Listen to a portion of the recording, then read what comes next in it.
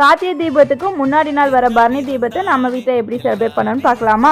First வந்து பரணி தீபம் ஏற்றுறதுக்கு first நிலவாசலில் விளக்கு ஏற்றினோம். 2 பக்கம் விளக்கு ஏற்றிட்டு அதுக்கப்புறம் பூஜை ரூமில் விளக்கு ஏற்றின பிறகு கடைசியாக வந்து நம்ம வந்து தாம்பலத்தில் வந்து பூ போட்டு 5 அகல் விளக்கு ஏற்றணும். இது எப்படின்னு நம்ம ஏற்றணுங்கிற ப்ரொசீஜர் இதுதான்.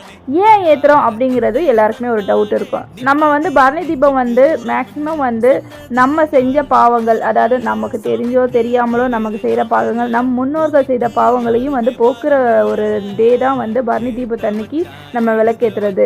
ஏன்னா வந்து நம்மளுடைய யம தர்மராஜாவிட்டேருந்து நம்ம வந்து ஒரு பாவ இதுலேருந்து நம்ம நீங்கணும் அப்படிங்கிறதுக்காக தான் அந்த நாளில் நம்ம தீபத்துக்கு முதல் நாளில் வந்து நம்ம பரணி தீபம் ஏற்றுறோம். இதே போல் வந்து திருவண்ணாமலையிலையும் வந்து பரணி தீபம் வந்து தீப திருநாள் அன்று காலையில் வந்து விளக்கேற்றுவாங்க. இந்த விளக்கை ஏற்றி நம்மளுடைய யம தர்மராஜாட்ட நம்மளுடைய பாவங்கள் எல்லாம் போக்கணும் அப்படின்னு சொல்லி வேண்டிக்கிட்டு நல்லபடியாக விளக்கேற்றணும். நெக்ஸ்ட் இதில் பார்க்கலாம்.